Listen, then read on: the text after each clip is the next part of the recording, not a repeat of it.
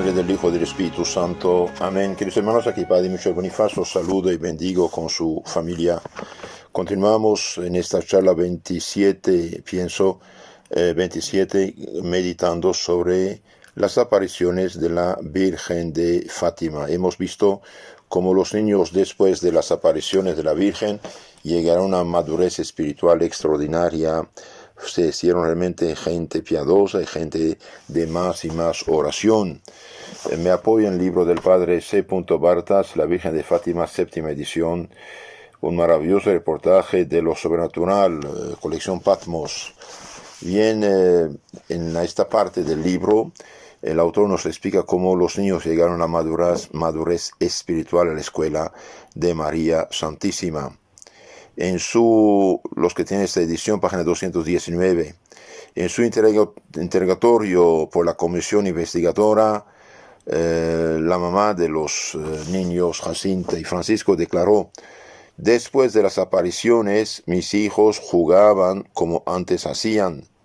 Todo lo que hacían de más era recitar el rosario. Todas las noches pedían permiso para recitarlo antes de acostarse, aunque lo hubieran recitado ya 2 o 3 veces mientras cuidaban de las ovejas. Entonces estos niños de 8 o 9 años, 7, 8 o 9 años, y bien, habían ya rezado 2 o 3 veces el rosario cuando estaban en su trabajo de pastorcitos de las ovejas, y bien la noche invitaban a su familia y todavía antes de acostarse rezaban un santo rosario. ¡Qué maravilla! ¿Y por qué rezaban? Porque la Virgen les había dicho: recen porque muchas almas van al infierno, porque nadie reza por ellos. Sin embargo, la madre no había dejado de observar una mayor delicadeza de conciencia en los niños.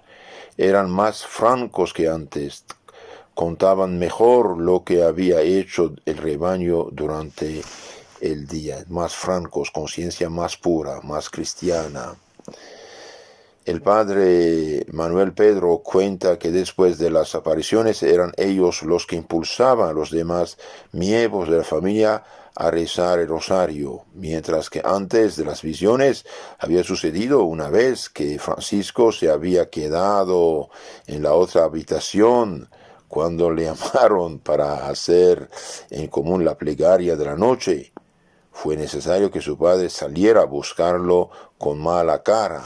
Entonces vemos estos niños un poco flojito, perezoso, tibio, y bien antes de la aparición de la Virgen, antes de ponerse a la escuela de María, de tener este conocimiento y contacto con lo sobrenatural, y bien Francisco se hacía el flojo, estando en la otra habitación, y su padre tuvo que ir a verlo con mala cara para que viniera a rezar.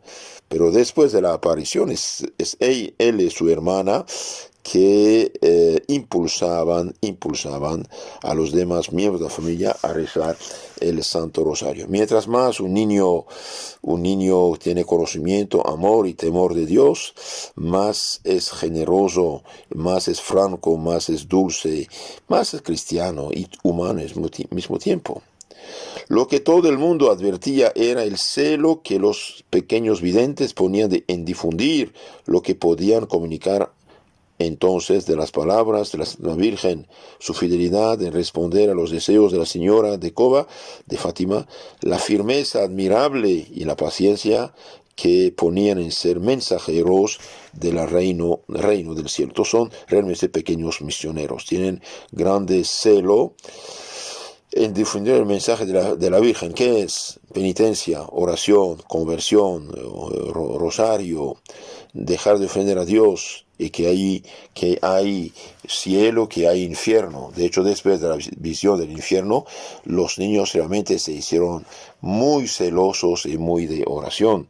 Y es dogma de fe católica que con la muerte se decide definitivamente la suerte que nos espera por toda la eternidad.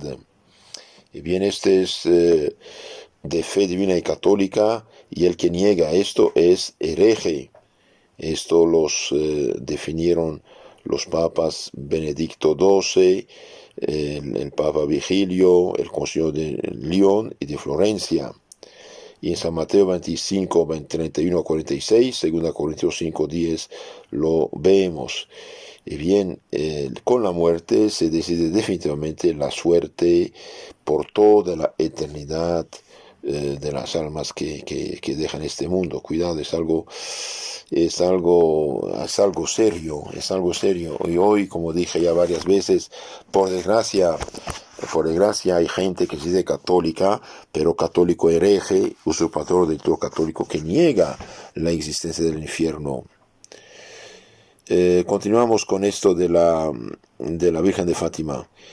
Y se les veía a los niños como atraían a los otros niños para que rezaran el rosario, llevarlos consigo a los lugares de las apariciones para rezar ahí. Entonces realmente se hacen misioneros, tienen influencia sobre los niños del pueblo y los llevan al lugar de las apariciones para rezar el Santo Rosario. Cuando se acercaba el día 3 se aumentaba su seriedad de recogimiento. ¿Por qué? Porque 6 veces apareció el 13 de cada mes. ¿Cómo no observar que su amistad ahora es más profunda, particularmente entre Lucía y Francisco? En otro tiempo, cuando el muchacho iba con su prima, lo hacía más por acompañar a su hermana pequeña que por simpatía hacia Lucía. Olimpia, la mamá, advierte que ahora la busca con más frecuencia y después de haber vendido el rebaño observará cómo los dos pequeños cada día van en busca de Lucía y se reúnen con ella y hablan de lo que escucharon de la boca de la Virgen. Un día hasta llegaron al lugar convenido antes que Lucía.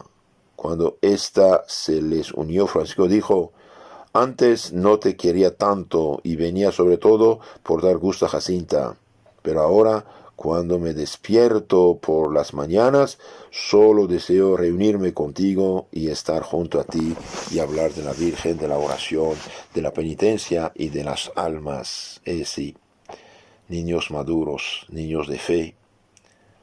Lo que no podía tener otro motivo que poder hablar con ella de aquello que por otra parte era toda la vida para los tres, los deseos del corazón inmaculado de María por la conversión y la salvación de los pecadores. No olvidemos, hermanos, de hacer nuestro estas palabras de la Virgen: muchas almas van al infierno porque nadie reza por ellos.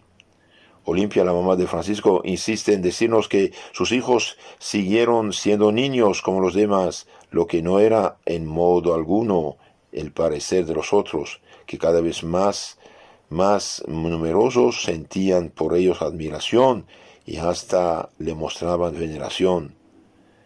Un domingo después de la misa, las muchachas de la Moita invitaron a Lucía a pasar la tarde con ellas. María Rosa le dio permiso y las niñas fueron a pedir permiso a Olimpia para que también fueron Francisco y Jacinta. Comieron en casa de José Alves después de comer. Jacinta se durmió. El dueño de la casa le pidió que se acostara en su cama. Llegaron los vecinos, invitados a pasar por ahí la tarde. Todos quisieron ver cómo dormía Jacinta. Caminaban sobre la punta de los pies y desde el umbral de la habitación contemplaban su sueño. Una sonrisa se dibujaba en sus labios, con sus pequeñas manos juntas parecía un ángel. Llegó gente de las casas vecinas para verla. La señora Alves y sus hijas decían: es realmente un ángel. Y respetuosas se pusieron de rodillas ante la cama y ahí quedaron hasta las 4:30, hora en la que habían comido, ir a rezar rosario todos juntos en lugar de la aparición. Las gentes de Aljustrel, ahora del pueblo donde vivían, ahora los respetaban cada vez más, y cuando estén enfermos todos les considerarán como niños privilegiados del cielo.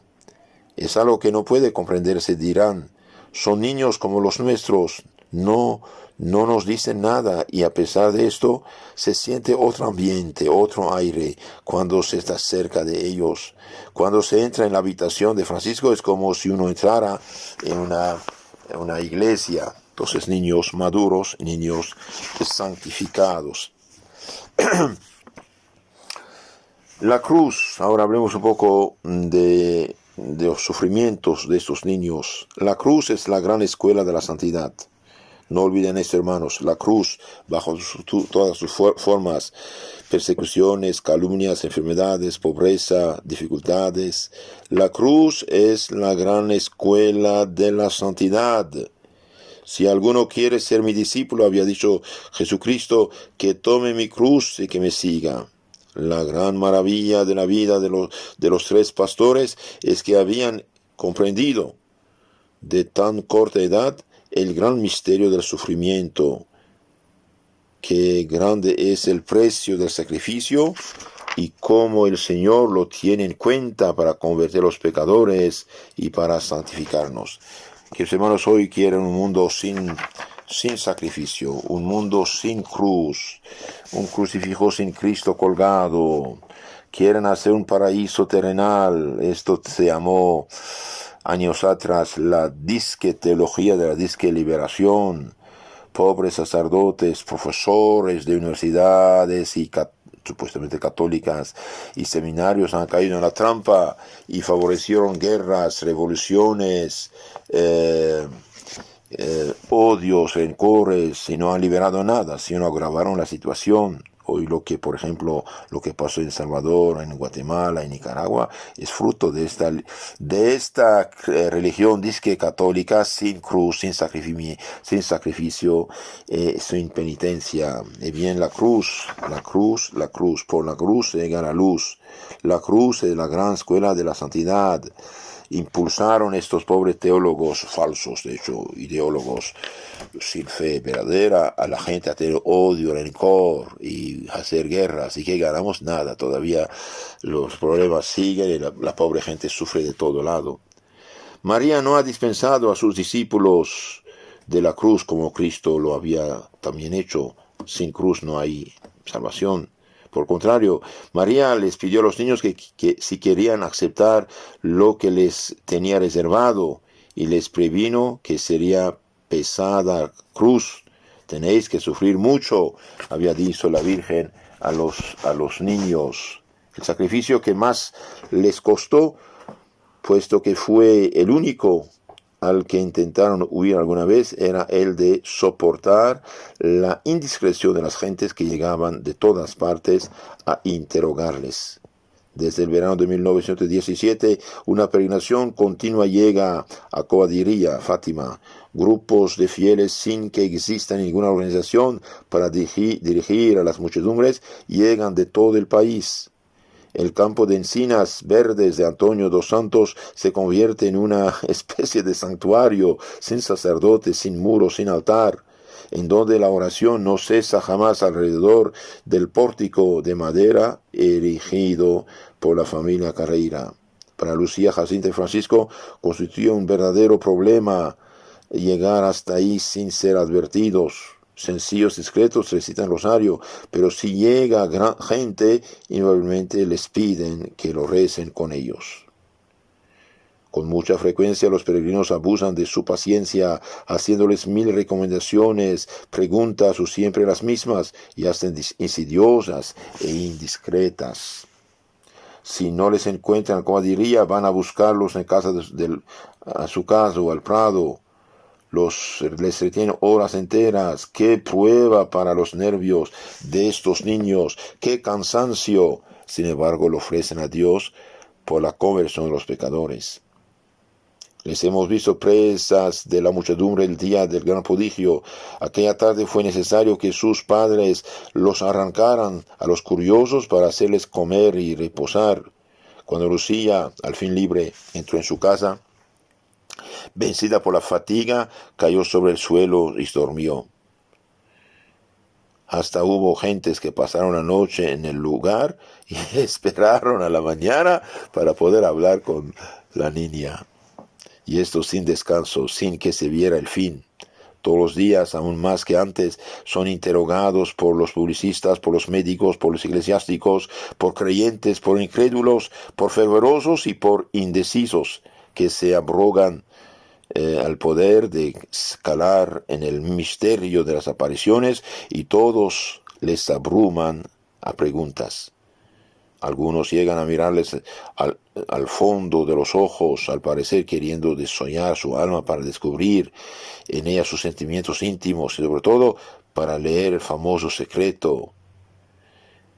A partir del 19 de octubre, un examinador oficioso y autorizado, el vizconde de Montelo, nota que los niños están fatigados hasta el exceso, lo que quita firmeza a sus respuestas.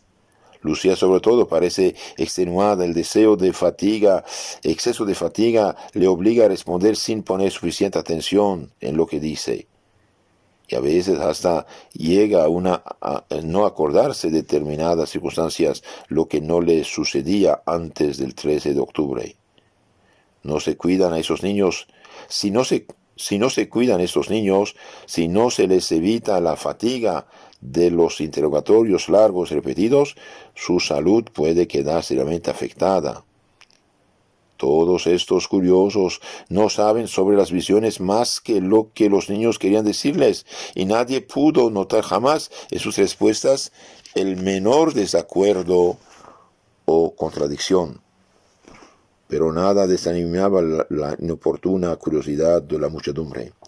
Eso suponía para los niños una verdadera tortura que ordinariamente tenían la paciencia de ofrecer a nuestro Señor, pero que a veces evitaban voluntariamente.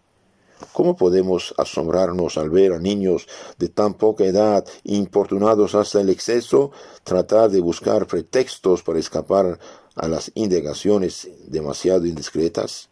Y sucedió que cuando les avisaban que llegaban extranjeros, corrían a esconderse, lo que hacían en parte por cansancio de repetir siempre lo mismo, pero también por temor de revelar el gran secreto confiado por la señora y otras cosas que de común acuerdo querían ocultar, principalmente la próxima muerte de Francisco de Jacinta y todo lo que se refería a su vida de penitentes.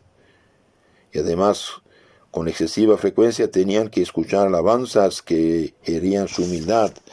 No llegaron a rodearse delante de ellos a besarles las manos, no llegaron a cortarles el pelo para conservarlo como reliquia. Sí, la gente todavía es creyente, tiene fe en el poder de Dios mediante sus instrumentos.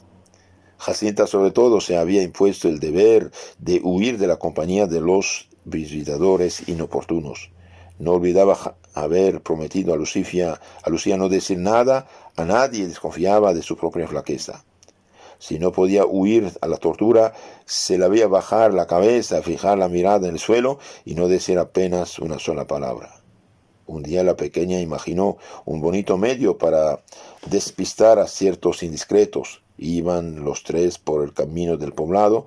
Antes de llegar a la carretera principal, vieron descender de un coche detenido en el cruce de caminos a un grupo de señoras y algunos señores. No había dudas sobre lo que quería aquella gente. Jacinta dijo: si huimos, llamaríamos la atención. Vamos a su encuentro. Cuando los dos grupos se encontraron, las señoras preguntaron a los niños si ellos conocían a los pequeños pastores a los que se aparecía la Santa Virgen. Sí, claro que les conocemos. ¿Sabéis dónde viven? Sí, señoras. Y Lucía les dio todas las indicaciones necesarias para que aquella gente pudiera llegar a su casa y a la de sus primos. Cuando el grupo inoportuno hubo desaparecido hacia el Justrel, nuestro trío se fue a ocultar a los campos. Jacinta estaba muy orgullosa de haber inventado este procedimiento para no mentir, método del que su prima del convento, pasados los años, sabría hacer tan frecuente como buen uso. Francisco no daba muestras de menor imaginación. Un día estaban los tres sentados a unos cuantos pasos de la casa de los pequeños, a la sombra de las grandes higueras, como ramas cubren el camino. El muchacho se había alejado un poco de sus compañeras y volvió con la nueva de que algunas señoras parecían llegar en su busca. Llevan, dijo, grandes sombreros de grandes alas como cedazos, subámonos a las higueras y así no nos verán. Así lo hicieron y así sucedió. Cuando las hermosas mujeres hubieron pasado, descendieron apresuradamente y desaparecieron en un campo de maíz. Otra vez hacía 2 horas que Francisco había desaparecido. Su madre no se imaginaba lo que podía haber ocurrido. Y aquí que Lucía y Jacinta llegan a la casa. Olimpia les dice que quisiera saber dónde está el muchacho y les pide que vayan a su busca. Y se van.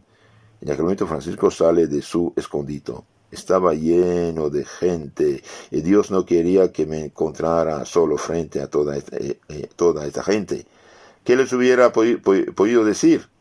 Cuando no lograba huir de los inoportunos, se mostraba avaro de palabras, puesto que no había oído ni conocía las palabras de la señora, salvo por medio de Lucía, remitió los interlocutores a su prima. Esta le preguntó un día: ¿por qué bajas la cabeza cuando te preguntan y por qué no respondes? Porque quiero que seas tú la primera a responder. Yo no he oído nada, solo puedo decir lo que he visto. Y además, si dijera alguna vez lo que no quieres que digamos. Lo que interesaba sobre todo a los visitantes era el secreto. Pero todas las mañas y promesas fueron inútiles. Nadie supo más que el primer día, cuando la desgraciada Jacinta había dejado escapar que existía un secreto. Algunas damas cargadas de joyas llegaron un día al Aljosrel y, enseñando a Jacinta sus cadenas y sus braceletes, dijeron: ¿te gusta esto? Sí. ¿Quieres esas joyas? Sí. Pues bien, dinos el secreto. Y hacen gesto de quitárselas para dárselas. No se las quiten, no diré nada, aunque me dieran todo el mundo. A quien más atacaban, evidentemente, a Lucía, pero ella era sostenida por una gracia especial. Cada vez que me interrogaban, me sentía con fuerza para guardar el secreto.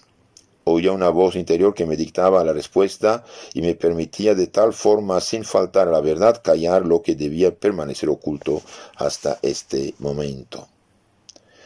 Pero no debemos creer que fue algo convenido entre ellos al negarse a todo interrogatorio. Respondieron 100 veces. Se tomaron taquigráficamente sus declaraciones. Les fotografiaron con frecuencia, pero no consideran útil repetir sin cesar lo que tantas veces repitieron.